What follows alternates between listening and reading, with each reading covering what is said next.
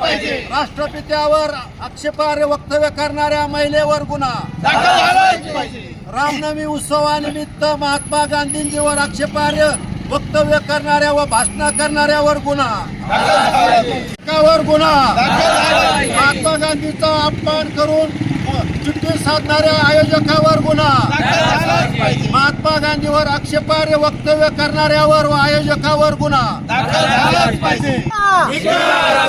बेताल वक्तव्यावर टाळ्या वाजवणाऱ्या मोनिकाताई आमदारांचा महात्मा गांधी की अरे हम सब एक है, अरे हम सब एक है, साहेब आंबेडकरांचा गांधींवर आक्षेपार्ह वक्तव्य करणाऱ्यावर महिलेवर राष्ट्रद्रोहाचा गुन्हा दाखल, राष्ट्रपित्यावर बेताल वक्तव्य करणाऱ्यावर राष्ट्रद्रोहाचा गुन्हा दाखल, महात्मा गांधी की जय, राष्ट्रपिता महात्मा गांधी की जय, महात्मा गांधीवर आक्षेपार्ह वक्तव्य करणाऱ्या महिलेवर गुन्हा दाखल, महात्मा गांधीवर आक्षेपार्ह वक्तव्य करणाऱ्या महिलेवर राष्ट्रद्रोहाचा गुन्हा दाखल, आयोजकावरती गुन्हा दाखल, बेताल वक्तव्य करणाऱ्या महिलेचा सत्कार करणाऱ्या आमदाराचा, गांधीजींच्यावर बेताल वक्तव्य करणाऱ्यांचा सत्कार करणाऱ्या आमदारांचा,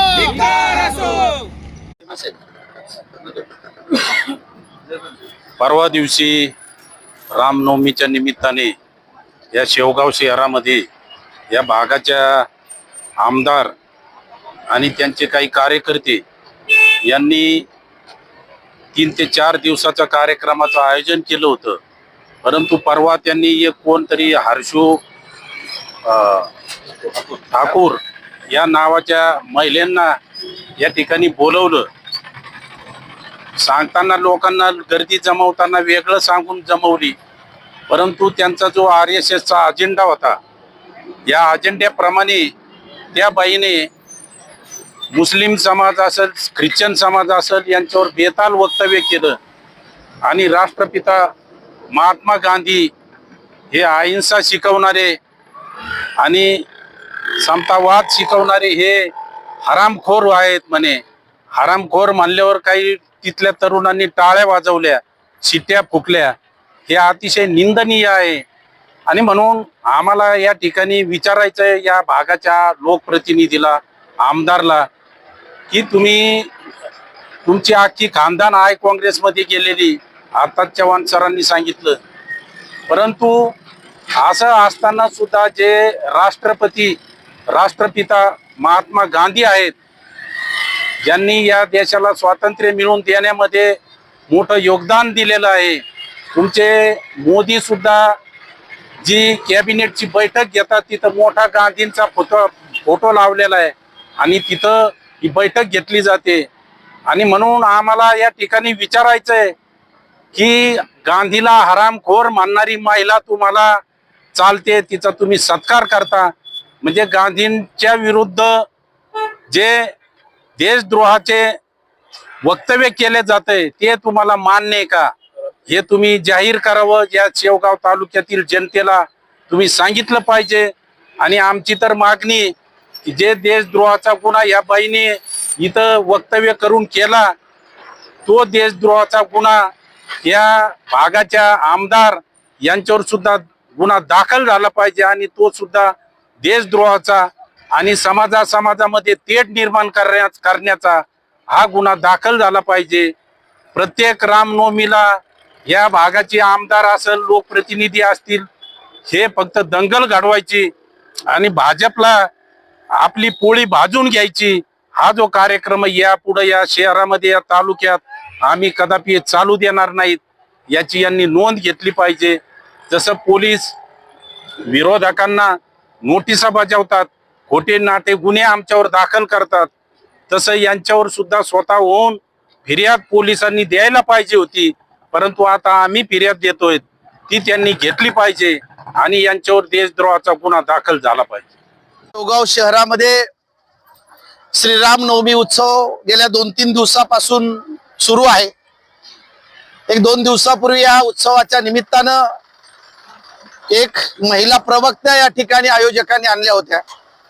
त्या महिला प्रवक्त्याने आपल्या भाषणातून सर्व धर्म समभाव शिकवणाऱ्या महात्मा गांधीजी हरामखोर आहेत अशा पद्धतीचं अत्यंत बेताल वक्तव्य केलं.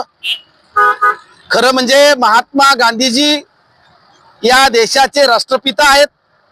या देशाला स्वातंत्र्य मिळवण्यासाठी अख्खं आयुष्य शेवटच्या श्वासापर्यंत त्यांनी लढा दिला. अशा महात्मा गांधीजींच्या वर कुणीतरी येतं आणि अत्यंत खालच्या भाषेमध्ये या ठिकाणी असंविधानिक भाषेमध्ये वक्तव्य करून जातं. त्या सभेला या भागाच्या भाजपचे आमदार उपस्थित आहेत. त्या आक्षेपार्ह वक्तव्य करणाऱ्या महिलेचा सत्कार आमदार करतात. मला असं वाटतं की अत्यंत खेदजनक आणि निंदाजनक आहे. परंतु ज्या नथुराम गोडसेनं महात्मा गांधीजींचा खून केला त्या नथुराम गोडसेंची ही औलाद यांच्याकडनं आम्हाला दुसरी कोणतीही अपेक्षा नाही. सातत्यानं रामाचं नाव तोंडात घ्यायचं म्हणजे मुंह में राम और बगल में छुरी. हिंदू धर्म म्हणून खेड्यापाड्यातल्या गोरगरीब तरुणांना एकत्रित करायचं आणि अजेंडा मात्र संघाचा राबवायचा. धार्मिक द्वेष जातीय द्वेष पसरण्याचं काम हे सगळं करत आहे. भारतीय संविधानाच्या विरोधामध्ये सगळं वातावरण करतात. धार्मिक उन्माद वाढवण्याचं काम करतात. आणि म्हणून कालच्या या वक्तव्याचा जाहीर धिक्कार व्यक्त करण्यासाठी आज राष्ट्रपिता महात्मा गांधीजींच्या पुतळ्याच्या समोर आम्ही सगळे शेवगाव मधले वेगवेगळ्या पक्षाचे पण जे संविधानवादी आहे ज्यांना शांतता या ठिकाणी प्रस्थापित करायची आहे असे सगळे कार्यकर्ते आज आम्ही आत्मक्लेश करत आहोत. आम्ही प्रशासनाला विनंती करत आहोत की महात्मा गांधीजींच्या वरती बोलणं म्हणजे राष्ट्रावरती बोलणं आहे. महात्मा गांधीजींच्या वरती तुम्ही बोलून अपमान केलेला आहे राष्ट्राचा आणि म्हणून तुम्ही देशभक्त नाही. तुम्ही आम्हाला देशभक्ताचे डोस पाजवायचे नाहीत. त्या महिलेवरती राष्ट्रद्रोहाचा गुन्हा दाखल करावा. आयोजकावरती राष्ट्रद्रोहाचा गुन्हा दाखल करावा आणि त्यांचा सत्कार करणाऱ्या जे आमच्या भगिनी आहेत आमदार मोनिकाताई राजळे यांचं तर मला क्यू वाटते की महात्मा गांधीजींचं नाव घेऊन तुमच्या पिढ्यानपिढ्या सत्तेमध्ये गेलेत. तुमचे सासरे आमदार झाले, तुमचे स्वर्गीय पती आमदार झाले, तुमची सगळी खानदान या इंदिरा काँग्रेसच्या तिकिटावरती गांधीजींचं नाव घेऊन तुम्ही सत्तेमध्ये गेलात. खरं म्हणजे तुम्ही माफी मागायला पाहिजे नाही तर चौकात येऊन सांगायला पाहिजे की आयुष्यात आमच्या कोणत्या पिढीने महात्मा गांधीजींचं नाव घेतलं नाही. आणि तसं नसेल तर कालच्या वक्तव्याबद्दल आणि सत्कार केल्याबद्दल जाहीर माफी मागितली पाहिजे. आम्ही या ठिकाणी या घटनेचा धिक्कार करतो, निषेध व्यक्त करतो. राष्ट्रद्रोहाचा गुन्हा दाखल करावा. प्रशासनाला विनंती करतो की तातडीने गुन्हे दाखल झाले पाहिजे. नाही तर आम्ही सगळे संविधानवादी लोक एकत्रित बसून 2-4 दिवसामध्ये निर्णय करणार आहोत आणि शेवगाव बंदची देखील हाक देणार आहोत. प्रशासनाला जे आयोजक आहेत त्यांच्या भाषणातून असं उघड आव्हान दिलं जातं. नाही खरं म्हणजे आता राज्यात सत्तेत ते आहे, देशात सत्तेत ते आहेत, त्यांचे मुख्यमंत्री आहेत, ते त्यांच्याकडे गृह खात आहेत. म्हणजे बिचारे पोलीस प्रशासनाचा काही दोष नाही. ते समोरचे इशारे करतात, त्यांना नाचावं लागेल. 2023 ला कशी दंगल झाली, आता कालचा उत्साह होता, मिरवणूक होती. चला इथल्या चांगल्या संविधानवादी लोकांना नोटिसा दिल्या.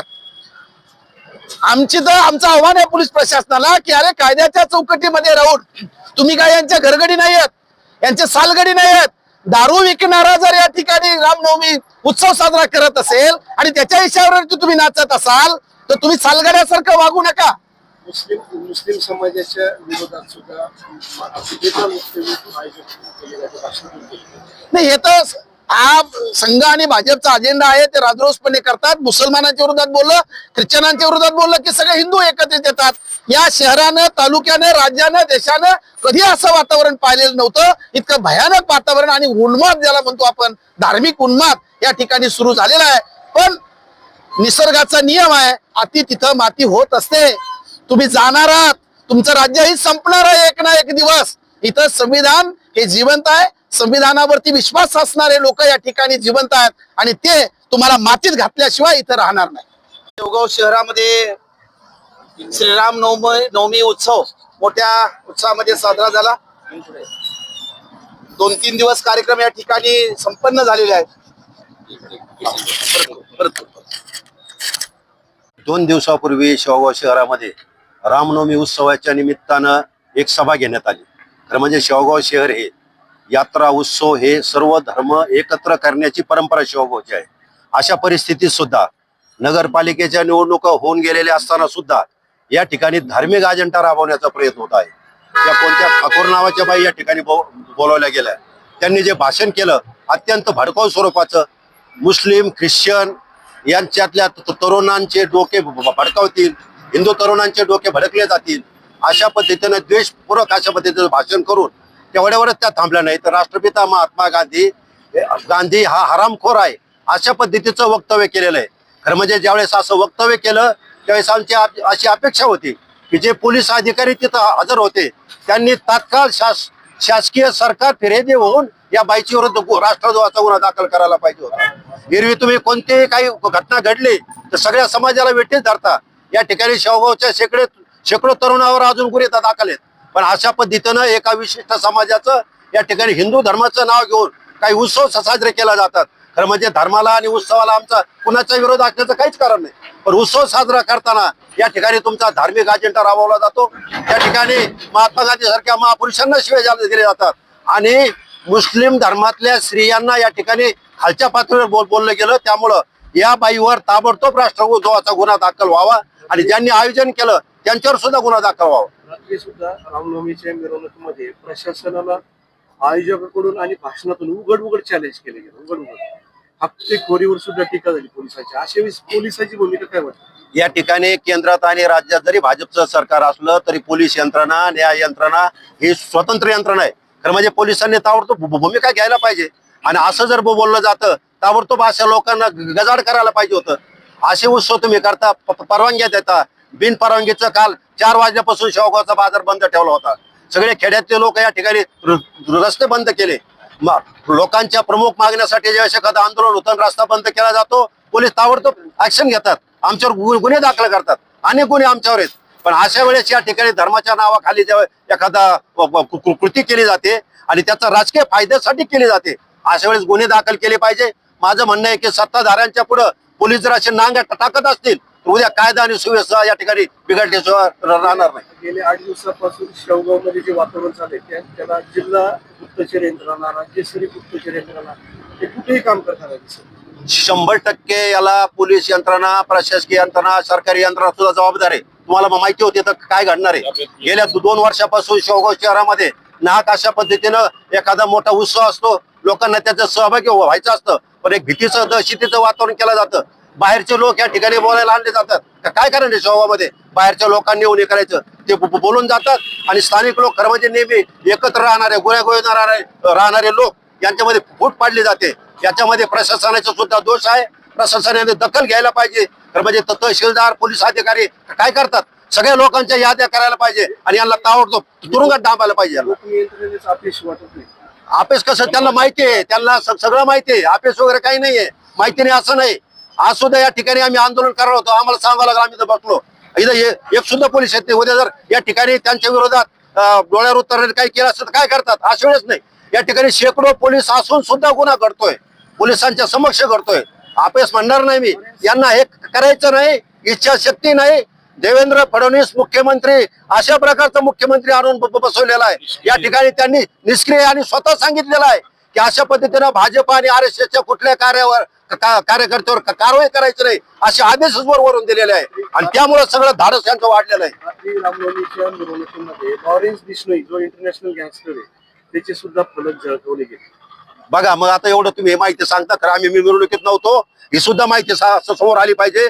हे देशद्रोही असे लोक दुसऱ्याला तुम्ही राष्ट्रभक्तीचं आणि देशभक्तीचं सर्टिफिकेट वाटणारे स्वतः या ठिकाणी देशद्रोहाला बरोबर घेऊन जर काम करीत असतील तर या ठिकाणी ताबडतोब फडणवीसांनी शेवगावच्या सभेची दखल घ्यायला पाहिजे. मी ऐकलं नगरच्या आमदारांनी भाषण केलं 2 दिवसापूर्वी आणि त्यांनी असं सांगितलं शेवगावला 4 दिवसाचा कार्यक्रम चालणार आहे, आम्ही तिथं जाऊन या ठिकाणी हिंदुत्वाचा प्रचार कशा पद्धतीनं करणार असं वक्तव्य केलेलं आहे. ताबडतोब बंदी घालायला पाहिजे. दुसऱ्याला तुम्ही बंदी घातली असते आतापर्यंत. एक प्रकारे पोलीस संरक्षणात येवत असं वाटतं. 100% पोलीस संरक्षणात सगळ्या गोष्टी चाललेल्या आहेत आणि यांना खरं म्हणजे 2014 पासून या ठिकाणी खरं तुमचं आता बहुमत आलेलं आहे. नगरपालिका जिंकलेले आहेत. आता कसं करता तुम्हाला हिंदू मुस्लिम वाद पाहिजे? निवडणुकीच्या मतं करता पाहिजे ना. मतं तर मिळाले तुम्हाला, आता नगरपालिका सुद्धा ताब्यात आलेली आहे. हेच ना, मुस्लिमाबद्दल अत्यंत द्वेषपूरक. आणि याचा अर्थ असा आहे की माहितीये का, या ठिकाणी कुठल्या परिस्थितीत दंगली घडवायच्या, मुस्लिमांच्या तरुणाचे सुद्धा डोके या ठिकाणी भडकले, माथे फिरले पाहिजे. हिंदूच्या तरुणांना अगोदरच्या या ठिकाणी आम्ही दाखवून आणलं जातं आणि काय काय प्रकार तरुणांना कोणत्या वाईट सवय लावल्या जातात ते आपण बघतो. म्हणजे हिंदू, मुस्लिम, ख्रिश्चन या सगळ्या तरुणांना आपसात त्या ठिकाणी भांडण लावायचं आणि शेकडो तरुणावर गुन्हे आहेत. हिंदू असो, मुस्लिम असो, ख्रिश्चन असो, एकदा कायद्याच्या कचड्यात सापडल्यानंतर त्याला माफ नाही. तर म्हणजे हे पुढारी लोक तरुणावर या ठिकाणी माथे फडकून कोणी गुन्हे दाखल करायला लावतात आणि त्यांची राजकीय पोळी भाजून घेतात. केवळ राजकीय पोळी भाजून घेण्यासाठी हे सगळं चाललेलं आहे. तर म्हणजे त्यांचे नाव आले पाहिजे. ज्यांनी आयोजन केलं ना त्यांचे नाव आता एकदा गुन्ह्यात आले, जेलमध्ये सडले ना, परत ते रस्त्यावर तोंड काढणार नाहीत. याची आम्हाला खात्री आहे.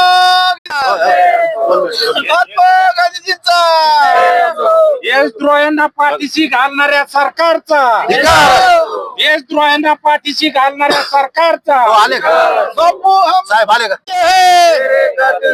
अरे बापू हम शर्मिंदे हैं. आणि कोणीतरी बारा आम्हाला लय भडकू भाषण करतो, लय भारी बोलणारी कोण आहे बाई? कोणती असं आहे का काही? गृहमंत्र्याचा, तुम्ही घेता का? बसवणाऱ्या गृहमंत्र्याचा. ते घेता.